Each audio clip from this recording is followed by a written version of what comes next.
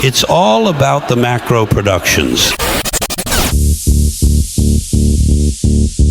What does the goddamn line say, Tony? Please do not use gendered language. Then what?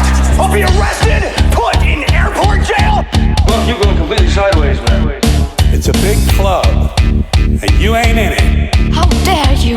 Mr. Speaker, the President of the United States. I'm Chris Hansen with Dave on NBC.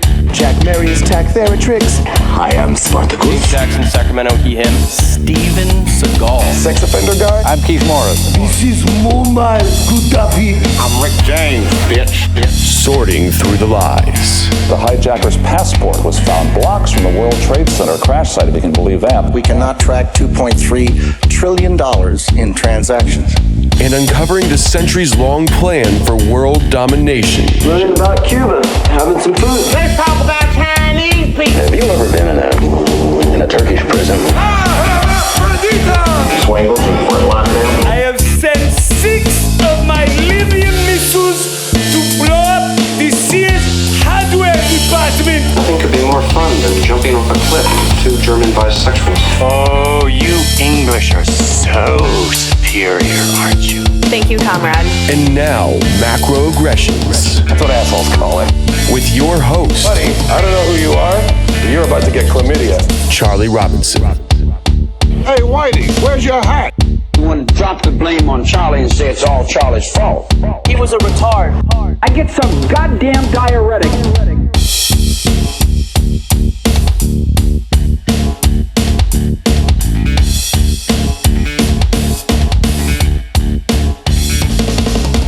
Welcome to Macroaggressions. I'm your host, Charlie Robinson. If you're watching us on Rumble, Band.video, Vigilante TV, now on YouTube, or you're listening wherever podcasts are served, thanks a million. We appreciate your amazing support as we continue on. Almost 600 episodes here. We're working on it.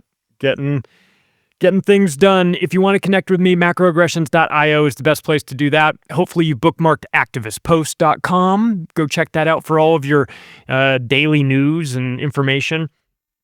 And if you haven't rated the show, you got 5 seconds to go do it. I appreciate it. Our sponsors are great. They help to keep this show going. I got news for you. At Chemical Free Body, they have a new flavor for Green 85. They just sent it to me. It's apple. It's really good. In fact, I'll tell you what, Tim called me and said, I got this new flavor, I'm sending it to you, tell me what you think. It's really good. But he didn't need me to tell him that because they did a live survey in front of a bunch of people. They had a big movie theater filled with people. They gave him the first version and rated it. 30% said they liked the taste and would drink it no matter what. That was the original version. They gave him the Apple version. 90% said they would drink it. So this might be the game changer that you were looking for. If you're interested, go to chemicalfreebody.com/macro, do some shopping. Check out that apple flavored Green 85 that they've got. Still looks green, still looks exactly like it did before. It just will be extremely confusing when you taste it because you're expecting it to taste different than it is. But check that out. How about the Water Hero as well? Structured water for your home. You can get the pitchers for it, kind of like a Brita pitcher, except it'll actually work and clean out the impurities. There's a lot going on. Try the detox bundle. It's all happening. Go to chemicalfreebody.com/macro and check it out for yourself. And if you haven't gotten yourself storable food, chop, get on it, because this is one of those things where you'd rather be a couple months early than a day late. Augustin Farms has an amazing selection of storable food for you. They have emergency kits too, like the buckets. You can grab those and go, or you can order them for your family members who live out of state and, make sure that they're set up. But if you're, a purist, if you're going to actually eat this food in the future and you want to have high quality and a little bit of a variety, this is the place to go. In fact, you should just go over there anyway, even if you're maybe not in the market, just check out what they've got. AugustinFarms.com. You would be surprised at the technology in storable food. I was behind the times. I did not know you could have butter powder and eggs and dairy and fruits and vegetables, and they've done it all. They've got a wide variety of food available. They have emergency kits. They have camping supplies. And on top of that, they have a warehouse sale items section. So if you're looking for stuff that's on sale, half price, whatever, check it out. Go to augustinfarms.com. Promo code is macro to save you a little bit of money on your way out the door. And considering this episode is about the economic cliff that we are standing on, you're going to want to save some money, right? You're going to want to be thinking about things proactively. You're going to want to, get honest about what we see. And so this episode is going to be a little bit about that. I hate to be the bearer of bad news when it comes to the economic landscape, but of course it's not my fault. I'm not the one doing it. I'm just reporting on it. It's bad. It's not a catastrophe yet, but it's not going in the right direction. And I don't say this to freak people out, of course, but again, I'm of the opinion that I want it. Give it to me straight, Doc. Like, tell me what's happening, and then I'll plan accordingly. Like, so I know it might be maybe scary to hear all this stuff. And again, I'm really not trying to freak people out, but would you rather not know that this is coming, or would you rather have some information and then sort of plan accordingly? So we'll talk a little bit about what we're seeing. I don't know, what tourist wise, kind of not the greatest indicator, but maybe a indicator of disposable income, right? We'll talk about Vegas, what's going on there. I want to talk to you about what Warren Buffett is doing with his money, because he's always got advanced knowledge, so you can watch him to see what's coming. I want to talk about fast food, what's happened. There's been a apocalypse in the fast food industry in America, which is frankly fine with me.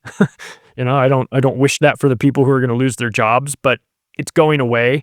It's not limited to fast food. There's a ton of major companies that are downsizing.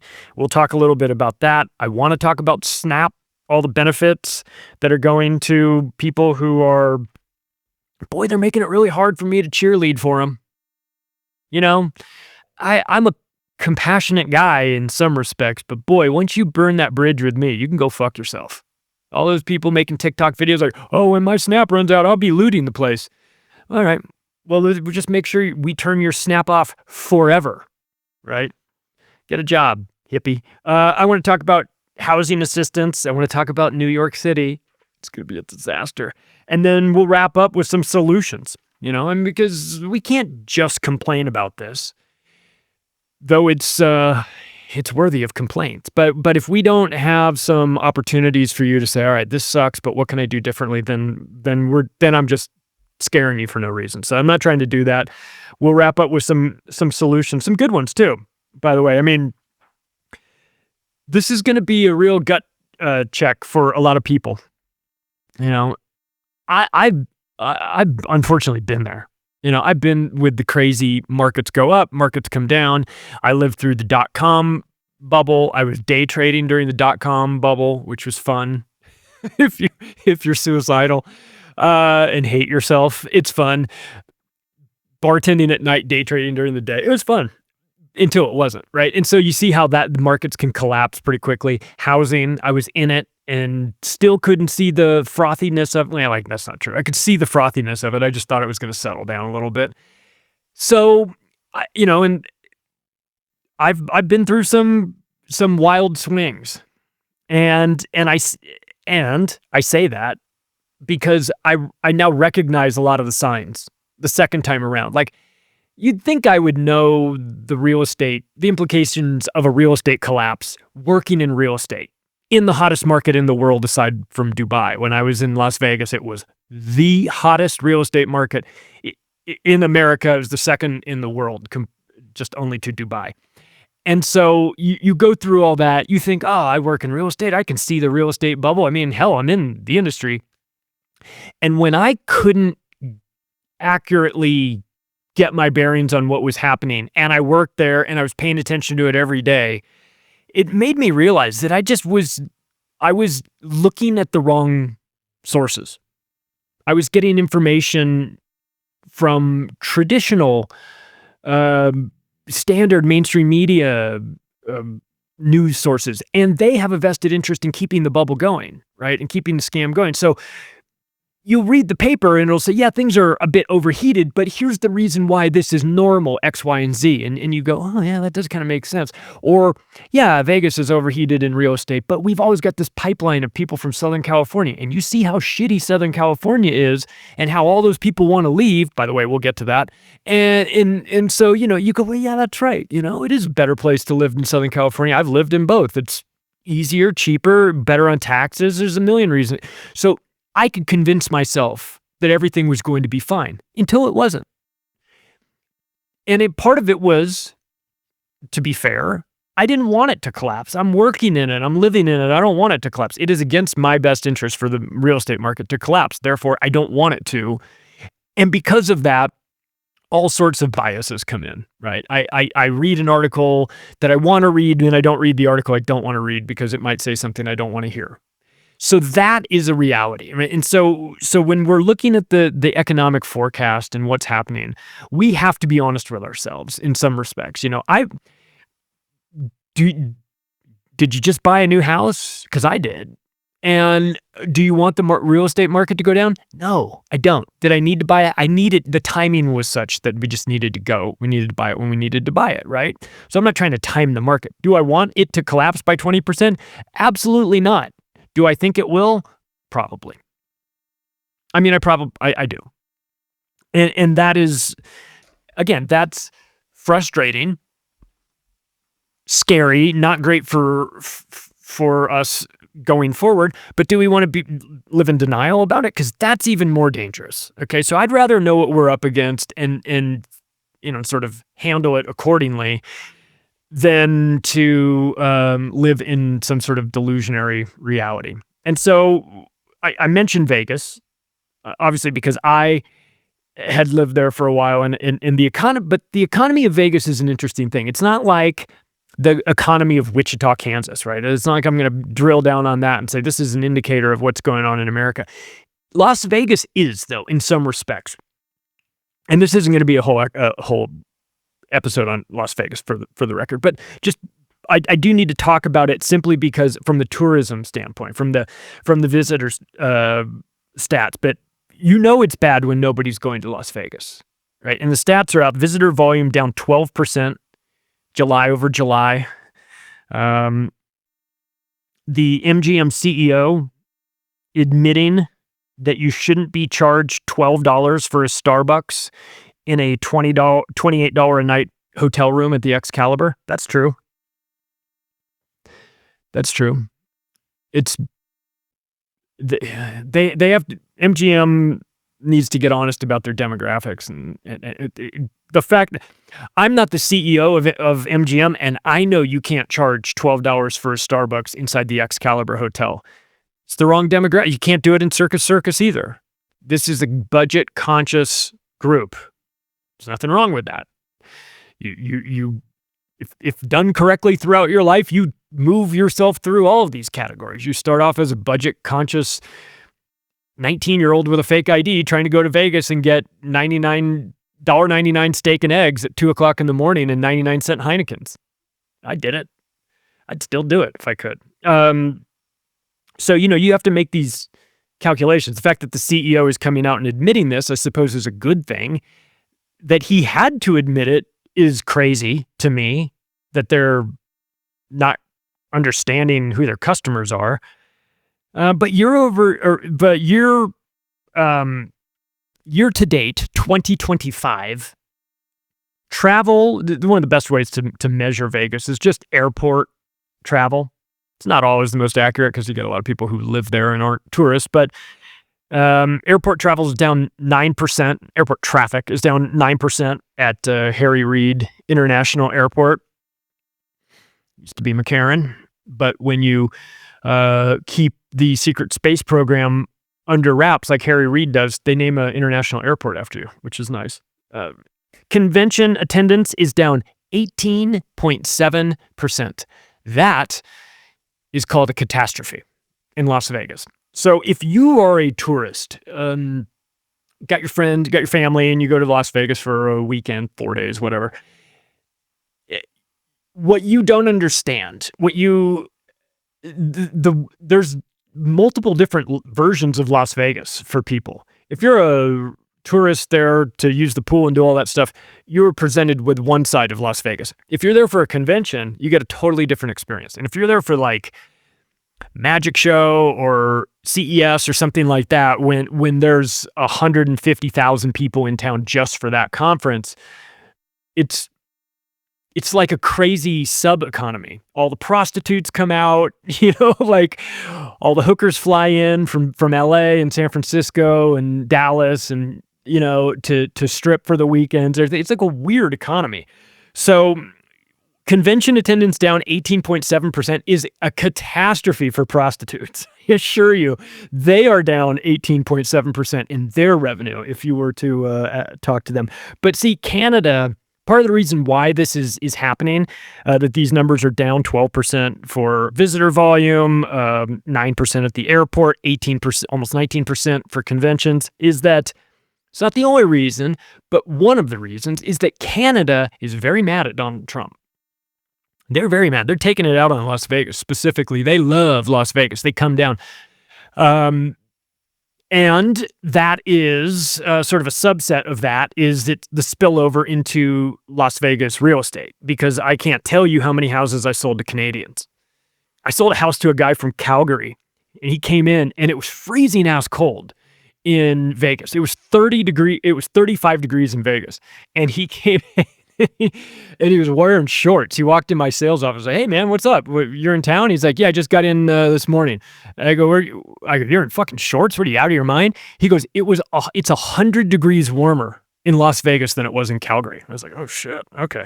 So when it's 100 degrees warmer in Las Vegas than it is in Canada, you might want to buy a secondary place in Las Vegas if you have the money and you have the ability to, but they're not. That's not happening. They're not even coming to Las Vegas anymore. The Canadians have decided we're done. So, and the housing market needs them, right? It's down 2.1% just from last year.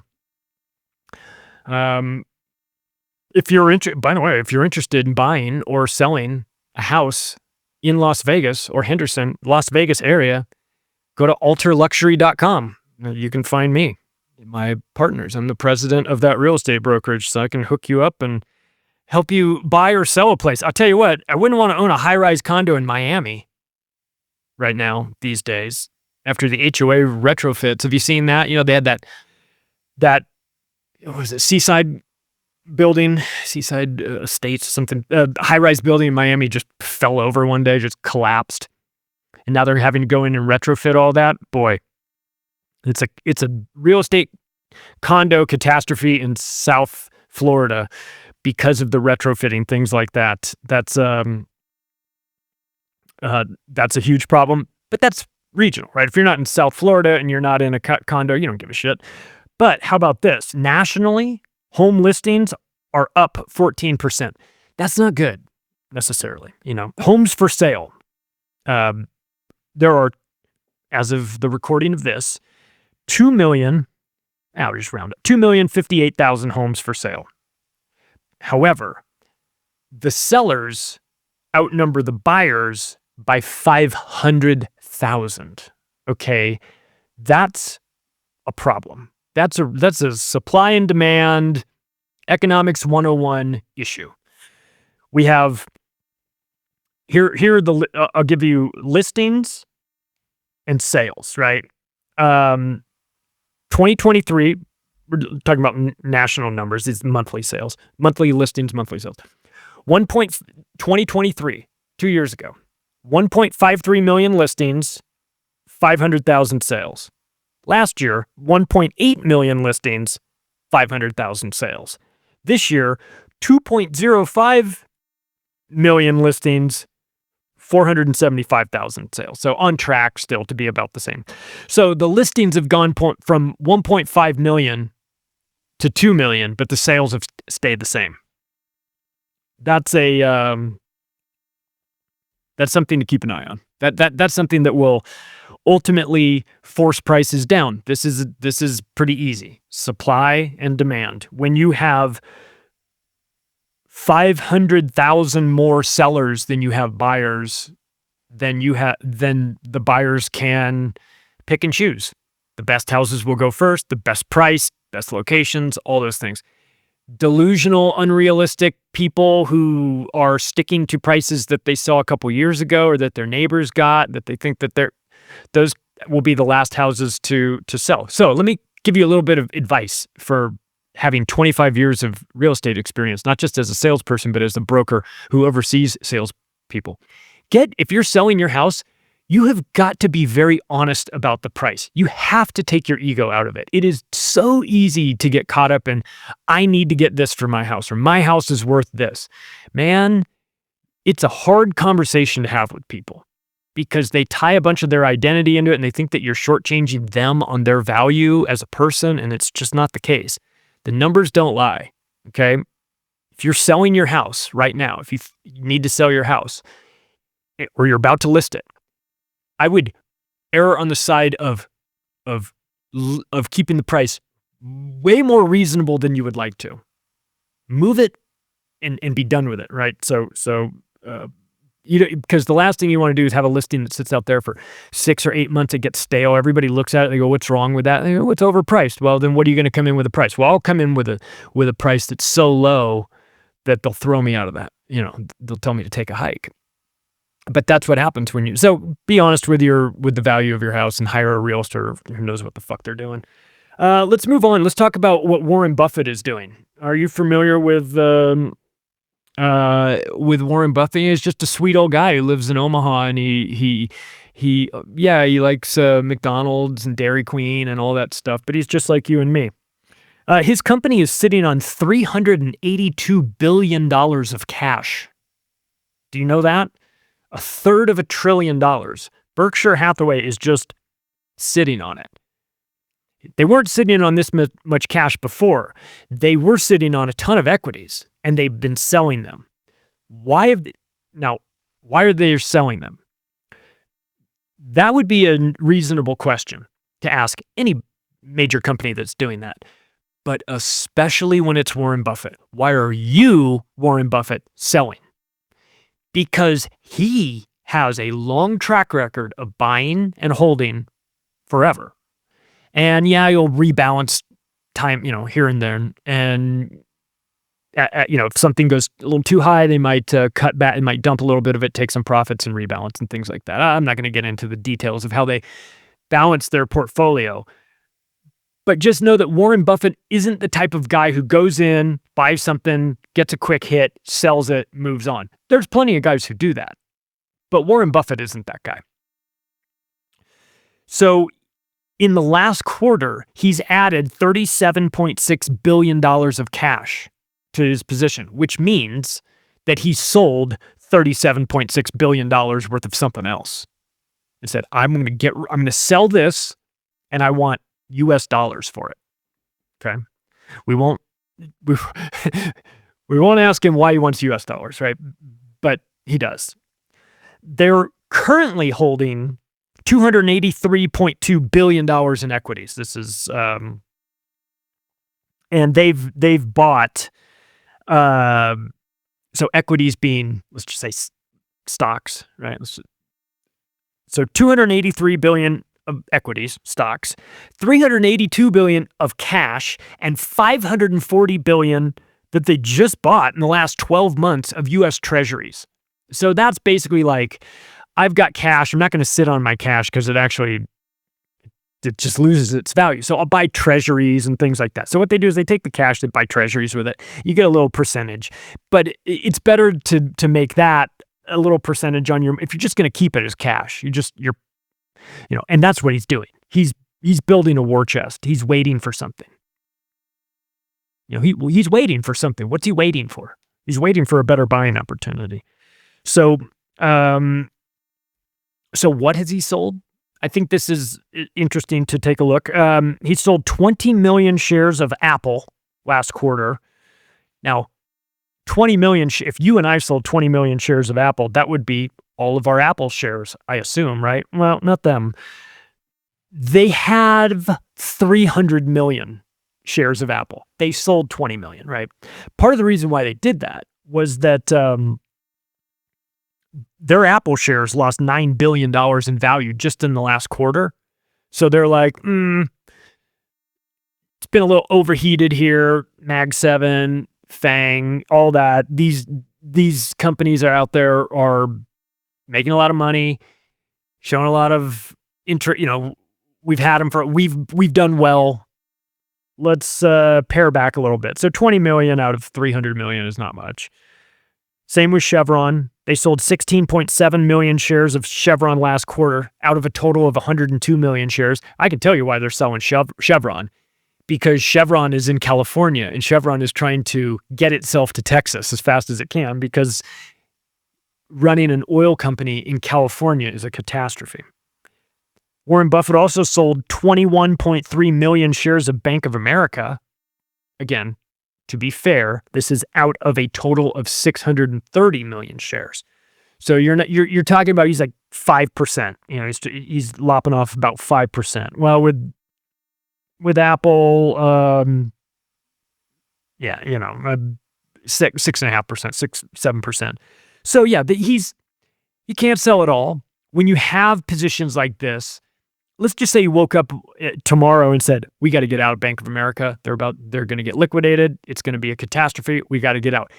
And he's got 630 million shares.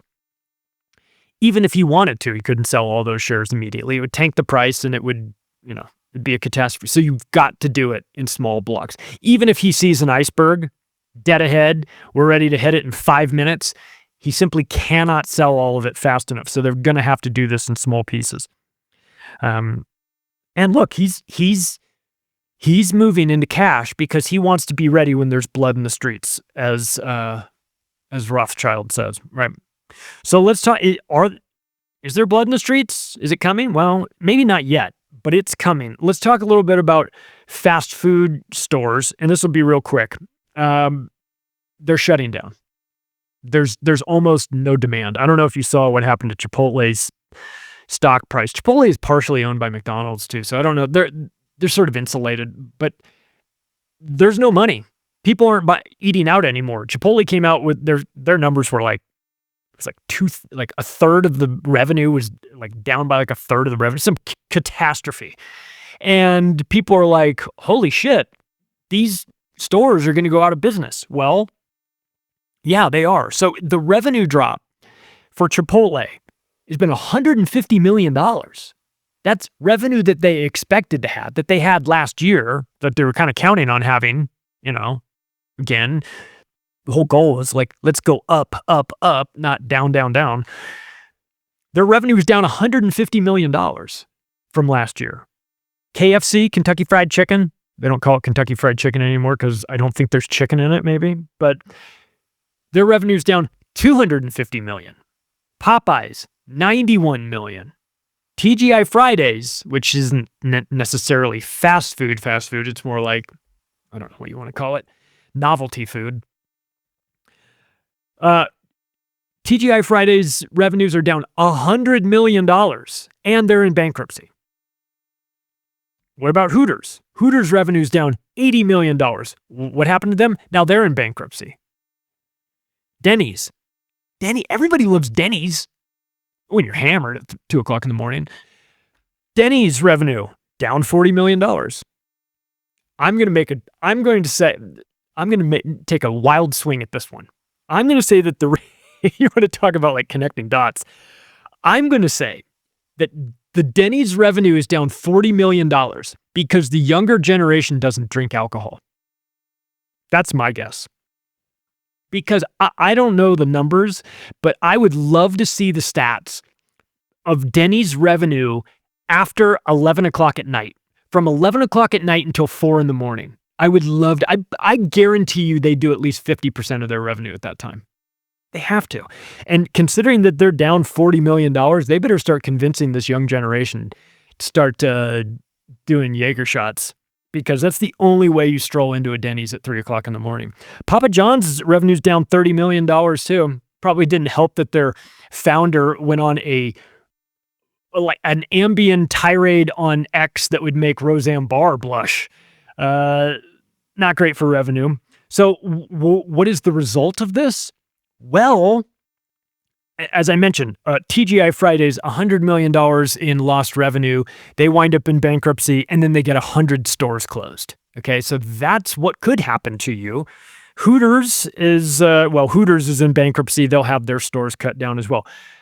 Burger King closing 377 stores in the United States. TGI Fridays, 100 stores. Jack in the Box, 120 stores. Hardee's, which is the equivalent of Carl's Jr. for those of you on the East Coast. Hardee's, 145 stores are closing. Wendy's, 72 stores. Popeyes, 30 stores. Denny's, with their down $40 million in revenue, is also going to close 90 restaurants because of that.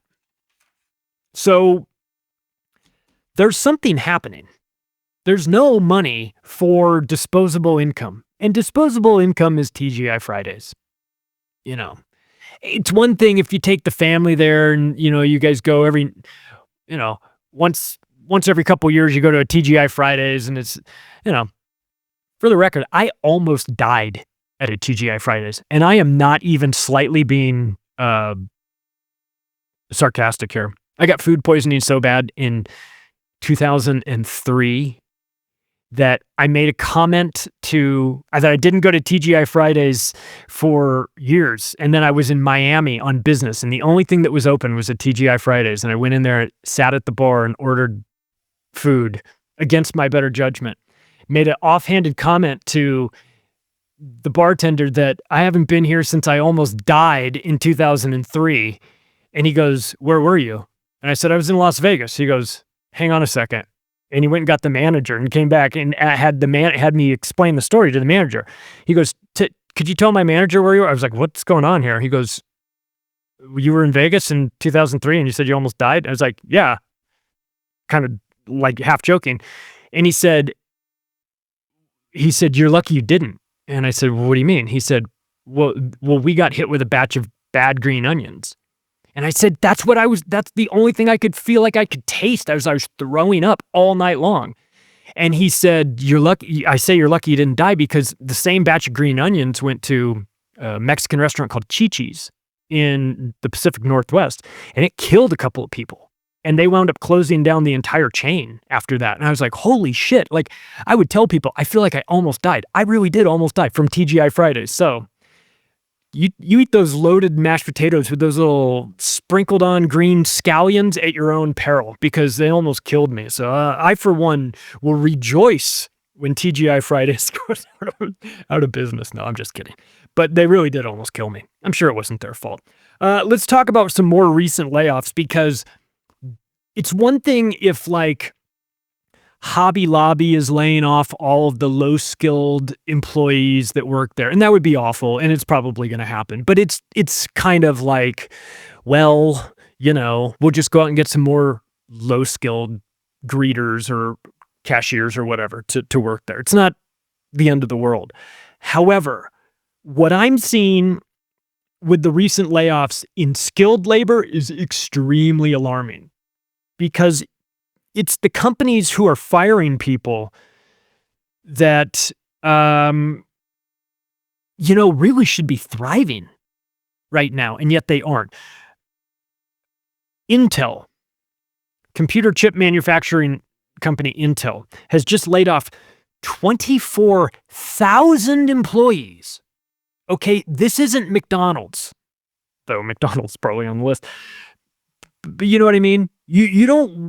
You're not some dipshit working at Intel. You are a college graduate, probably an engineer, definitely a high-paying job, and you are in demand.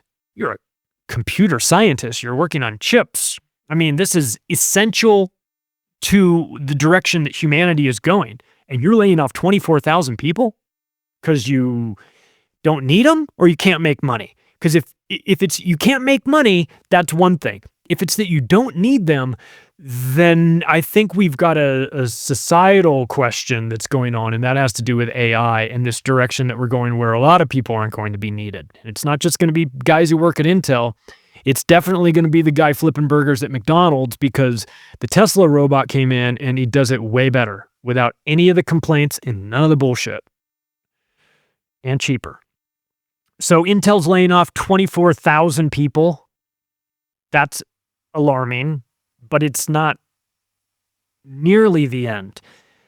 Amazon, 30,000 people, up to 30,000 people. Now, some of those will be, actually, half of those are going to be high-ranking executives, and the other half will be low-wage earning, I don't know, drivers, warehouse people. You want to talk about a company that is most definitely going to robots, the first chance they get, it's Amazon.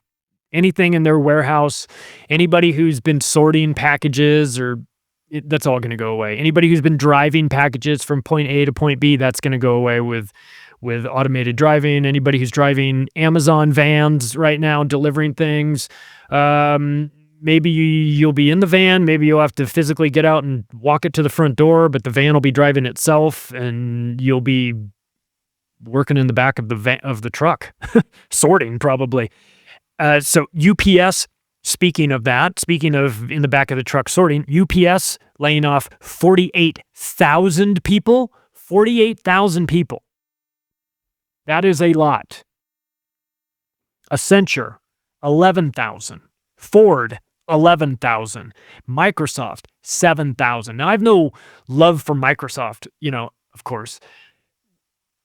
But 7,000 Microsoft employees versus 7,000 Walmart employees are very, very different. Tax revenue that's generated by those 7,000 workers, the homes that are bought, the private schools that are paid for, the grocery, all that stuff goes away. That's not like firing somebody who's a cashier at Walmart. That person is applying for food stamps anyway, SNAP benefits and all of it. You fire them, there is no noticeable effect. You fire 7,000 Microsoft employees, and that's a huge toll. I mean, it's a lot of money that Microsoft doesn't have to pay, and maybe they are being replaced by AI. That would be concerning. Nestle, one of the most dangerous food companies in the world, is laying off 16,000 people. PricewaterhouseCoopers is laying off 5,600, Salesforce 4,000, Paramount 2,000, Target 1,800. These are upper management. Kroger 1,000, Applied Materials, which is a chip manufacturing company, 1,400 employees going away. Skilled labor, high-tech, management, all gone. This is alarming. What are these people going to do? There's only so many who are wired to go start their own company. For some people, they'll be like, I was looking for an excuse to leave this company.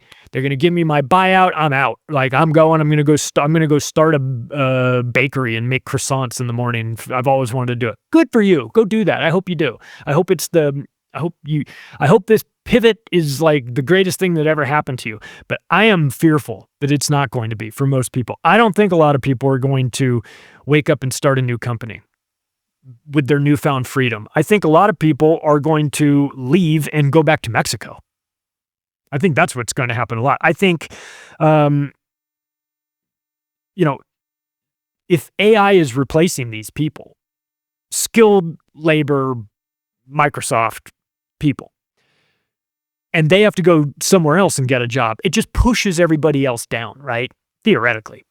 Because then, if I got a choice between some guy who's an ex-Microsoft engineer who's going to come in here and kick ass and needs a job because he just got laid off, or I'm going to roll with the person that I've currently had who's just figuring out Python, just reading it in a book, trying to learn to code and figure it all out, I'll take the Microsoft guy, right? So everybody else is going to start losing their jobs down the line as these unemployed people then come in because they're in demand. They come in, fill some need, and then some other guy gets fired. So what if AI makes the company 15% more efficient? Then do you fire 15% of the workforce? I mean, these are decisions, calculations that are going to be made moving forward. It isn't happening right this minute. We're getting some improvements in efficiencies for sure in certain areas. But 5 years from now, when the AI thing, and it's a bit of a bubble, of course, but still, the concept, the technology, the efficiency, what it's used for, what it could be used for, 5 years from now, it's going to be a totally different landscape. So If AI makes your company 15% more efficient, you may be carrying 15% too many people. And the AI will tell you that. And they'll tell you who to cut. Because they'll say, this person takes too many cigarette breaks, and this person doesn't do enough revenue, and this person is late all the time. It'll tell you all of it, right? So that's something to be concerned about. So the high-end earners, the people who work at Intel and Accenture and Microsoft and PricewaterhouseCoopers and Salesforce and Paramount and all these are high-earner, high-educated, skilled labor, high-tech management people, okay? Now, let's go to the exact opposite side of the spectrum and the people who are receiving government benefits, state benefits, SNAP benefits. Let's talk a little bit about this in terms of the percentages state to state, because you can tell quite a bit about the health of a state based on this one statistic, which is remarkable. Percentage of the population receiving SNAP benefits in 2024. In the state of New Mexico, 21.2% of the people living there were on government assistance. Okay. I will make a connection also. What is the lowest ranked state in terms of education in the United States? New Mexico also. So you're going to have dumb kids, and they're going to grow up to be dumb adults, okay? And you're going to be on benefits. I'm going to remove from this conversation the small segment of the people receiving SNAP benefits who are actually deserving of them, who are the people who are injured, sick, physically unable to work. They were born deformed. They were born with spina bifida, or they have cerebral palsy or something like this, right? They are unable and will be unable to work due to an event that was no fault of their own, an unfortunate catastrophe in the universe that they were born in a condition that needs help. We should help those people. We should absolutely help those people, because that's a sign of a decent society when you help those people out. But I don't believe that we should help the people that are mooching off the system. I don't believe that we should go out of our way to make sure that those people are taken care of. In fact, I think the best thing that could happen would be a nice little shaking of their cage, a rattling of their cage, to get them into a belief that, hey, you know, these benefits that you have been hooked on intergenerationally, your entire family tree has been taking these benefits generation after generation after. You need to know that it is possible that it can all go away. If for no other reason, that maybe you will change your attitude. Because I have seen the most disgusting stuff on social media, and I see disgusting stuff for a living. But the people who are talking about how they're going to get theirs, I'm going to get there, I'm going to get mine. By the way, this is not just a black thing. The majority of people on SNAP benefits are white. But the ones that are posting the videos are not the white ones. They're the black ladies that are saying, we're going to go in here, I'm going to go get all this stuff. You want to make people have zero sympathy for your cause? Keep doing stuff like that. Like, I can be empathetic about people who are down on their luck and need a hand. I don't love it coming from the government, but there's times in life when you need a hand. And some people, if you're there, if somebody can give, it's great. But when your entire existence is based around this, you've just become a parasite. And that's what you are. If your entire family lineage has run off of government assistance, you're a parasite. You are quite literally the definition of a parasite. Doesn't make you a bad person. I just have no respect for you. That's all. And of course, you don't care about that. 19.6% of the people living in the District of Columbia are on SNAP benefits. That's 1 in 5. What about Louisiana? 18.4%. How about Oregon? 17.7%. Oklahoma, 16.8%. West Virginia, 15.7%. Massachusetts, 15.6%. So now we're at like 1 in 8, roughly. 1 in 7 of everybody in the state of Nevada and the state of Pennsylvania and Illinois. The state of New York, 14.7% of the people that you see in the entire state of New York are on government assistance. California, 13.6% of 40 million. 13.6% of 40 million. Okay. So you're talking about 5 million people. I could fill up the Rose Bowl. This is my go-to calculation since I was in the Rose Bowl. It holds roughly 90,000 people. I could fill up the Rose Bowl every single night for 2 months straight with all the people who are just in California on government assistance, on welfare. Over 5 million people in California. It's unsustainable. Los Angeles County, number 1. 31% of the people in Los Angeles County are on food stamps. 31%. And do you know, you don't know probably, but that is out of a grand total of 3.28 million in Los Angeles County. So the math is that in Los Angeles County, there are 1 million people on food stamps just in Los Angeles County alone. You know Los Angeles, the city that Karen Bass is the mayor of, with the fires and all that.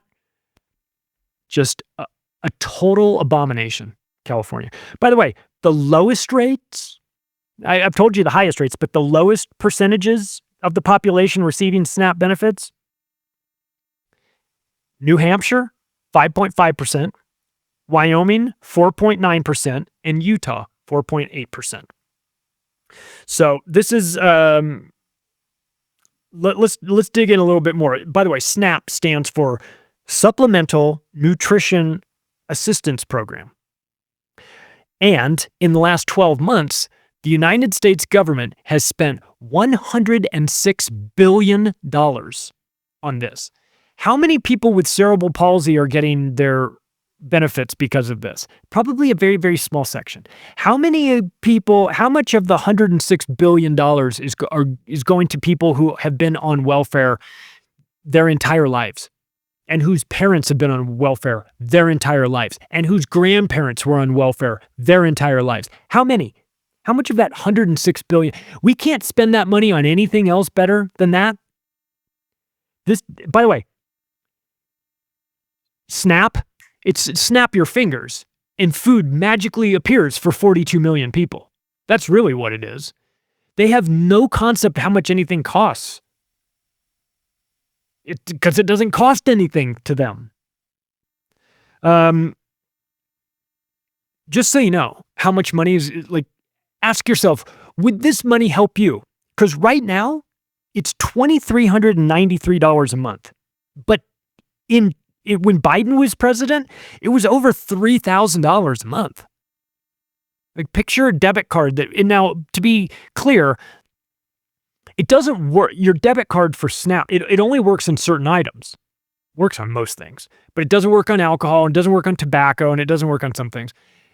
But that's okay, because if you have $1,000 of SNAP benefits on your card and you want to get high, you can go sell that $1,000 to that dude down the block from you for $500 in cash. Now, you get $500 in cash that you can go spend to buy crack. He gets $1,000 of food for $500, right? It's a win-win. So everybody gets a little something. California receives $12.6 billion in SNAP benefits, at least they did last year, and that's up from $6 billion in 2019. So in just 5 years, the amount of money in California that was going to pay for SNAP doubled.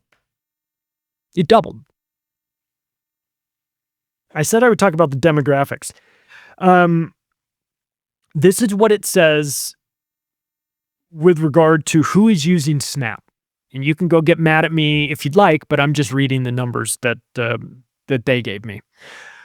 Whites are, this is according to their numbers now, 61% of the population of America, and they represent 36.5% of the users. Hispanics are 16% of the population of America, and they represent 13% of the users.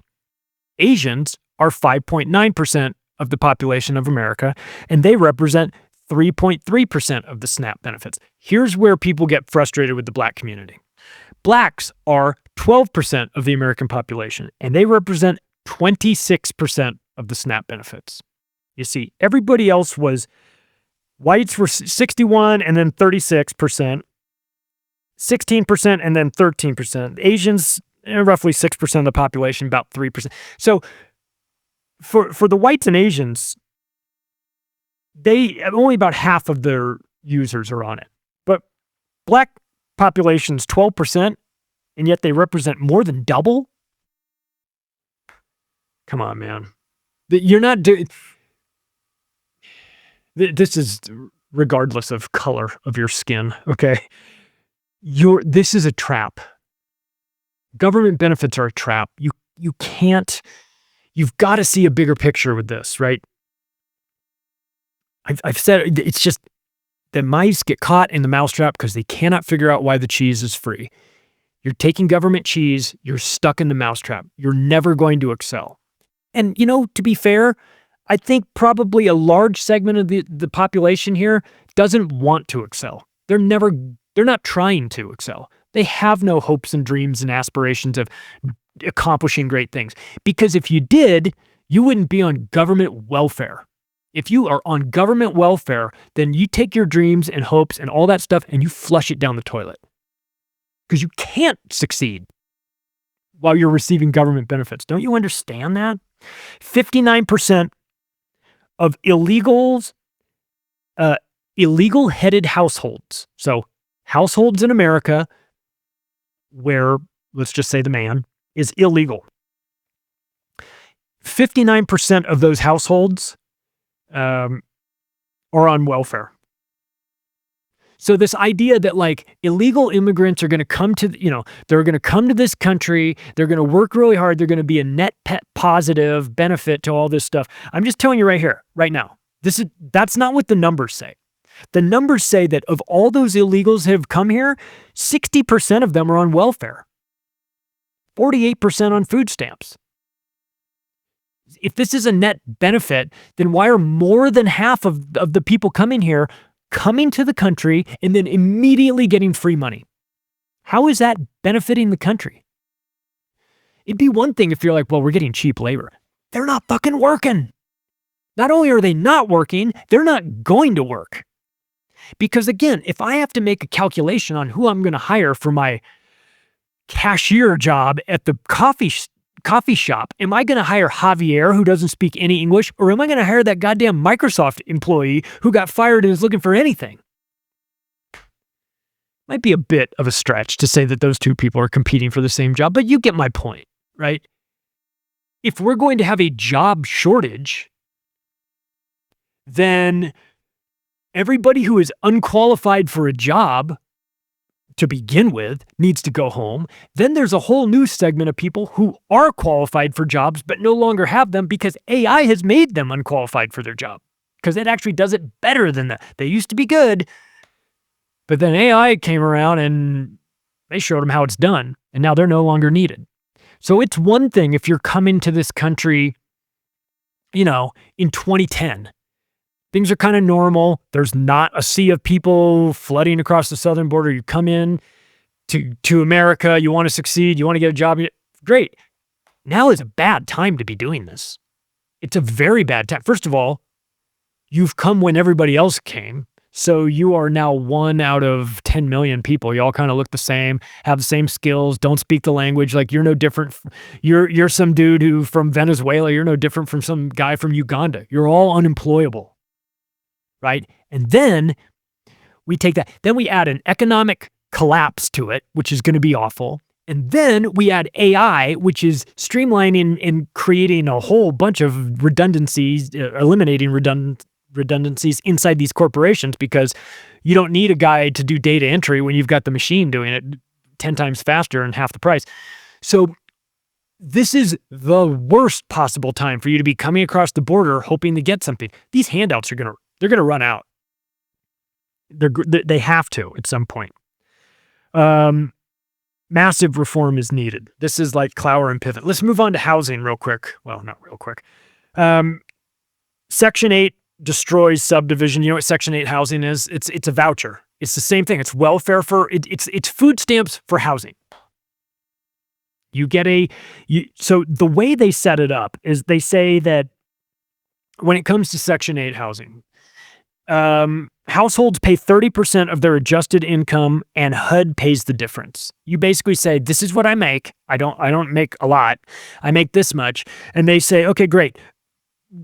You need to pay 30% of what you make. Let's say the total amount you make is $2,000 a month. You pay 30%. That's $600.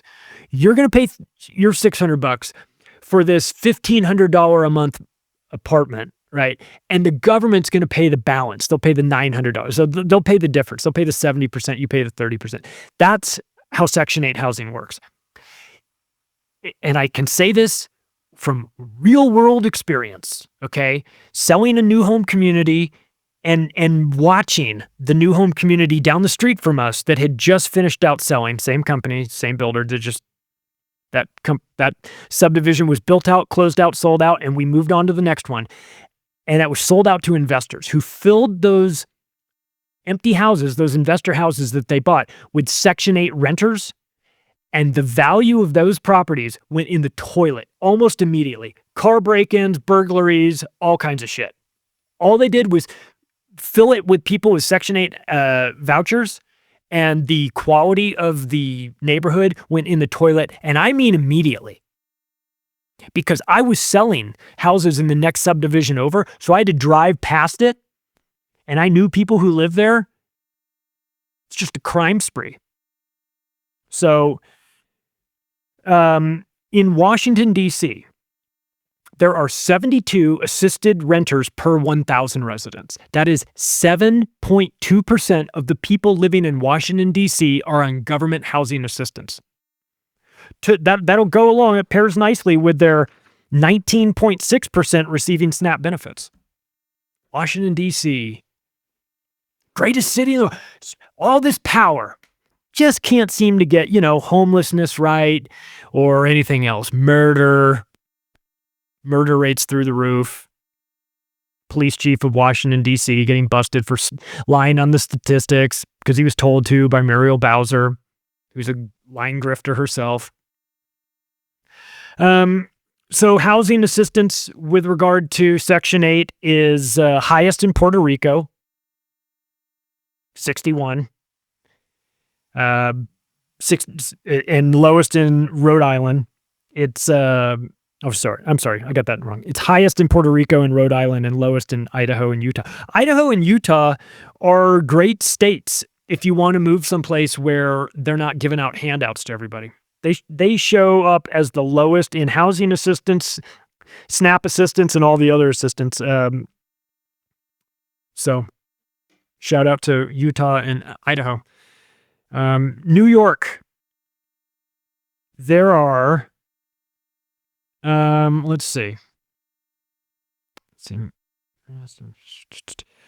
There are, oh my God. So there's over 900, I'm going to have to get these numbers right because the HUD stats are so crazy that they almost sound fake. Okay. Massachusetts has 350,000 people on housing assistance. Pennsylvania has 350,000 people on government assistance for housing. California has 900,000 people on housing assistance there. New York has 1 million. 1 million people in the state of New York are on housing assistance. Why are you living in New York when it's that expensive? If you need housing assistance to live in New York City, you're living in the wrong city. Fuck, everybody needs housing assistance in New York City. That's why, when young people move there to, be an actor, be a model, or whatever, they're all, 4 people in a 1-bedroom apartment or 2-bedroom apartment. They cram everybody in there because, housing assistance, because it's expensive. You don't get to just ask the government to give you, 70% of your rent covered every month forever. But this is what happens. This is not my numbers. This is from HUD, Housing and Urban Development. This is their numbers. 400,000 in Florida, 400,000 in Illinois, 400,000 people in Ohio, 600,000 people in Texas are on Section 8 housing. 9 million people total in the United States are on government housing. 9 million. That's 3% of the population. Look, what happens when the money stops? This is my fear. What happens when the money stops? What happens when the government, because we know what the laws are around squatting. It is tough to tenant, the sort of contract law that you see with regard to tenant evictions and things like that. I remember sitting through an entire continuing education class, like a 3-hour class, just talking about evictions. It is so hard to get people thrown out of the places. Now imagine this. You have 9 million people receiving government benefits. What if the government benefits just run out? What if there just isn't enough? What if there isn't enough for 2 million of those people, right? Then what happens? What happens to multifamily properties when the money stops? Hard to evict. There'll be if there's an economic collapse or some sort of situation where the SNAP benefits and the Section 8 benefits get shut off. By the way, I said this in February of this year. I said, if you want to create a catastrophe to really kick off the summer of love, you get rid of Section 8 and SNAP benefits, and then you find a justification to get rid of that. It's got to be a reason, right? And then you use that as the pretext to get everybody out in the street fighting and rioting, and that would do it. I said that with the caveat that you needed to find an explanation for it, like a reason for turning all this stuff off. You can't just wake up one day and turn it off. Government shutdown, I didn't consider, but that could, that's one of those things that's like, well, that would do it. If the goal is to rattle everybody's cage and make people feel a bit uneasy and destabilized, then that would be the way to do it. Yeah, man. I worry about, so the benefits run out, the housing benefits run out, and everyone says, I have nowhere to go. I'm staying here. I'm just not leaving, right? So if you're an owner, a multifamily owner, an owner of a 4-plex, a 10-plex, whatever. You've got, you're not like some big corporate owner. You're just a guy who bought an investment apartment complex because you knew it was a good investment. And now you've got, it is a 10-unit place, and you've got half the people in there are on government benefits and they're refusing to leave. And the government benefits have now dried up, let's say. How do you get them out? You have to go to a judge and get it out. But if that's happening nationwide, with millions of people have decided that they're not leaving and squatting, the courts will be backed up. They'll never be able to get these people out. It'll be a catastrophe for anybody who is an owner of a multifamily place. And listen, you'd be tempted to just shut the water off. If you own a 10-plex and nobody's paying you your rent, you just go, fuck it, I'll turn the water off. You'll go to jail for that. So so that's where we are. And of course, I look and wonder about what the future of New York City is, a failed experiment, When the best guy to defeat the socialist Zohran Mamdani is the guy who should be on death row for murdering grandmas during COVID, you just have to admit that your city is an abomination. New York City is just cooked. A Zionist Italian versus a Marxist Muslim. Like, what could possibly go wrong? Who wins? Nobody. Nobody wins, right? It's like,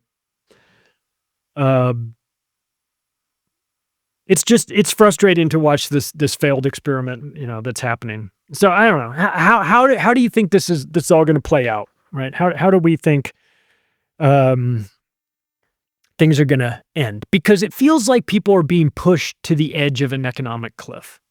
You're starting to make calculations that you never wanted to make. Germany did this last year when they blew up, Nord Stream and all that. They're like, oh, we have no heat in the winter. It's like, well, first of all, maybe you shouldn't have been a part of blowing up of your own Nord Stream pipeline. But secondly, like, people were like, we're out in the woods cutting down trees to use in our furnace back home. We're our wood burning stove and things like that. It's like, man, we are at the edge of an economic cliff, and it's not just the United States. It's happening all over the place. So how it's going to play out, I mean, listen, I don't know.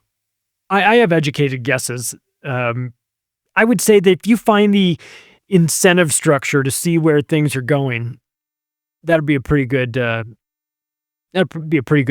test to see how things play out, because the incentives are very weird right now. And World War III is on the table, and mistakes get covered up, an economic collapse gets delayed, papered over, print trillions of dollars of money. There's less public resistance in time of war. If World War III were to break out and America got involved in it, and by involved in it, I mean started it somehow, then if you remember 9/11, you remember the aftermath of 9/11, there was no appetite for people talking about anti-war. The Dixie Chicks got ran out of the country because of it, right? They had to change their name and all that stuff. Like, anyone who was like, hey, let's think twice before we start this war, straight to the gallows, right? So what do you think's going to happen? I think people are more likely to do what they're told during World War III. Economic collapse, of course. Bond market, derivatives, Deutsche Bank, Credit Suisse, defaults, yeah, all on the table. I mean, the fact that Credit Suisse and Deutsche Bank are still standing is crazy to me. We've got, what about a real estate collapse? Everything's overvalued. Residential would face a massive correction, of course, we know that. But, if you're in your house and you're not planning to move anywhere, price goes down, price goes up. If you're in there long term, it's less impactful. I'm not going to say it doesn't matter, but it's less impactful. If you're short term, price appreciation is all you're looking at, right? Or you're trying to get renters in there. But you can't put renters in your house anymore because you can't be sure that they're going to actually pay, right? Everything's so expensive, and God forbid they fall behind on their rent, like we just talked about. You'll never get them out. So a real estate collapse on the residential side would be a calamity, of course. But what about commercial real estate? That takes down the medium-sized banks. Great. It starts like a stampede. A panic in medium-sized banks would mean that people have to make a decision. I either go to a small bank or a big bank. If I go to a small bank, the chances of that bank collapsing is greater than if I go to Bank of America, because I know they'll get bailed out. So all of a sudden, in the aftermath of some sort of weird real estate collapse, which you think should have nothing to do with anything other than real estate, next thing you know, banking is impacted by it. And because banking is impacted by it, retail banking and the behavior of the people starts to take hold, and people start to panic and freak out and start saying, I got to get my money out of this small bank and get it to a big bank because I'm afraid this small bank's going to go out of business. And so everybody from the small bank has the same idea at the same time because it's a panic, and they start moving their money out to the big bank. And then what happens? Self-fulfilling prophecy. The small bank does collapse, in part because everybody just panicked, grabbed their money and left. So this is the potential, right? Interest rates, Trump wants them low. He's going to get someone in there to make them low once Powell's term expires, and they'll put somebody in there who will do exactly what he's told to do, even though the Federal Reserve is a private bank. And then what happens? What does America look like 10 years from now? Might look like Brazil, which is great if you're on a beach, but it ain't great if you're in the city, 5% rich, 15% middle class, 80% dirt poor.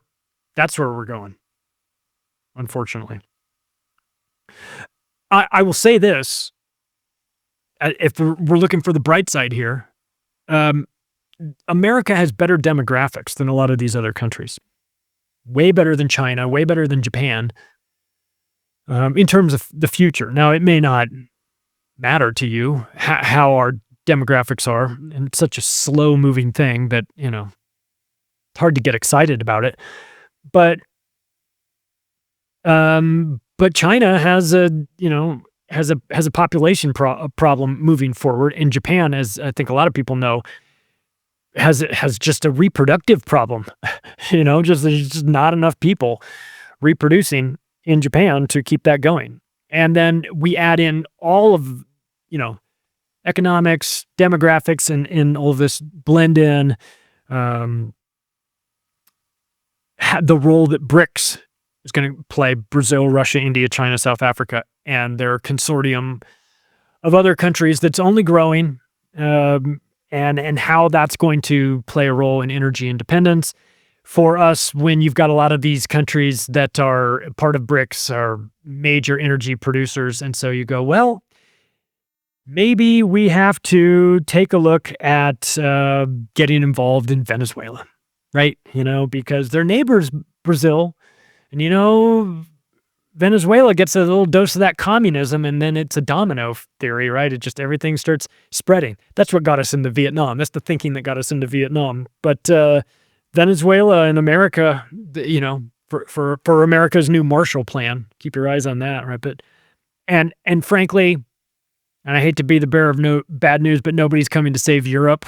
It's got nothing but liabilities. They always throw their hands up and say, please save us. The evil Russians are going to invade Europe and to take all of this. It's like, don't flatter yourself. You don't have anything they want. Like, what are they going to do? Take your countries and then be forced to pay your pensions to everybody? No. Russia, the best thing Russia can do is stay away from Europe and let them strangle themselves in their own hubris and arrogance and stupidity, and while tying themselves to the anchor that is the euro. Good job, guys. Let's talk a little bit about some solutions. There's just some low-hanging fruit, okay? If an economic collapse comes, you're not going to be able to stop it, okay? That's just the reality. You're going to be going along for the ride with everybody else. We all will. However, I don't know, do you want to have floaties on when the wave comes? Do you want to be on a surfboard when the wave comes? Do you want to be out there just standing like a dipshit on the, on the beach waiting for it? I mean, because it's up to you. Choice is yours. You see this is happening. I mean, I wish I had better news, but the numbers don't lie, and the numbers are pretty terrifying. So if you see this, if you understand where you are, what the situation is, do something. Do something now, because now is like a future force multiplier. You'll be dreaming at some point of getting in your souped up DeLorean, setting the time for the tail end of 2025 so that you can go back and do all the things you wish you had done now before things got bad. Do you have your money out of the bank? You got to reevaluate that relationship. They legalized bank bail-ins. They're going to steal your money. They're going to do it. It's not a matter of if, it's just a matter of when. Okay? So have your money out of the bank. Have some cash. Move your IRA and 401k into gold and silver. You can do that. Did you know that? Nobody's going to tell you that. You can do that. You can not, and I'm not talking GLD, right? Like, I'm not talking about stocks, gold stocks. I'm talking about physical gold and physical silver. Your IRA and 401k are currently invested in the stock market, which is a Ponzi scheme and a house of cards. If you are interested in moving it, talk to Tony Arterburn. He can do it for you. You have to be the right license. You have to have the ability to do it. Not everybody can do it. He can do it.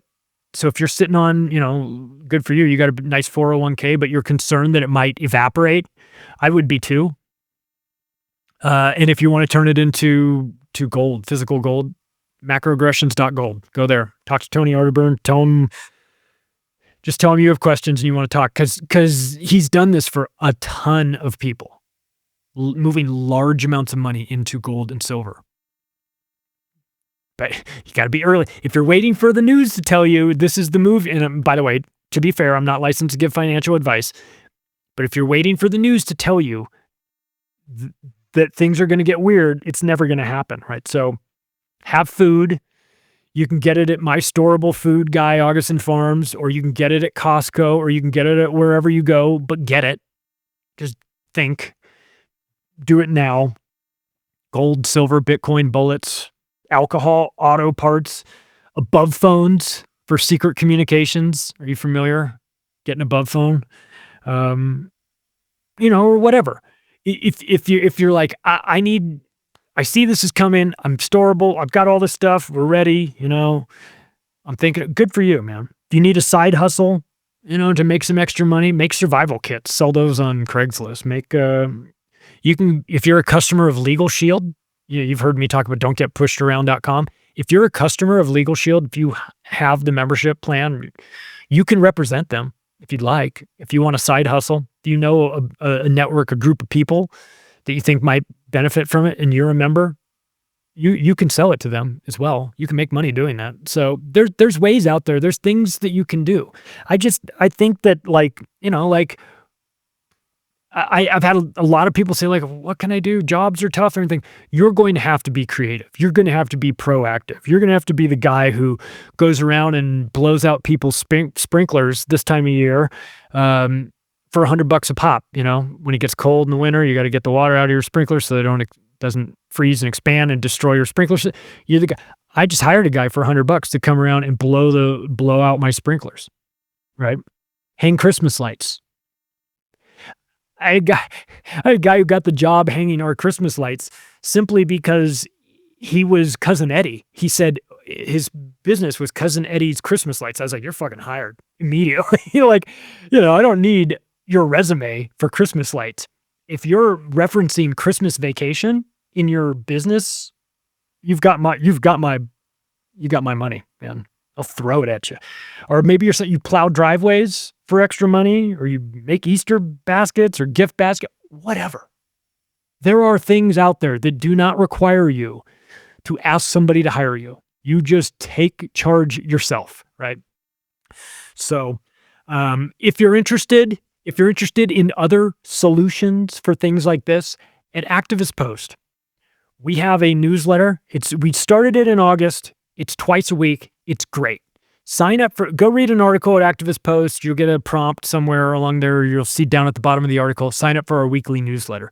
Do that for a couple of reasons. First, it's a good way to stay in touch with me because if anything happens to this show, and you think I just disappeared, I can always communicate with people. So we've got that. Second of all, the Wednesday email blast that goes out is called the Solution Series. It's fantastic. Okay. And I'm not just saying that because it's ours. I mean, we really give you actionable information, things that you can use. So sign up for the newsletter. Sunday, the newsletter is the weekly wrap up, top stories. Check it out. If you missed it, read these real quick. Wednesday is Solution Series. We have a problem. Here's the problem. How do we fix it? Here's a couple of solutions for it. There you go. Right. So it's out there, and I hate doing episodes like this about impending economic catastrophes and things like that, because part of it feels like you're speaking it into existence, though I know I'm not.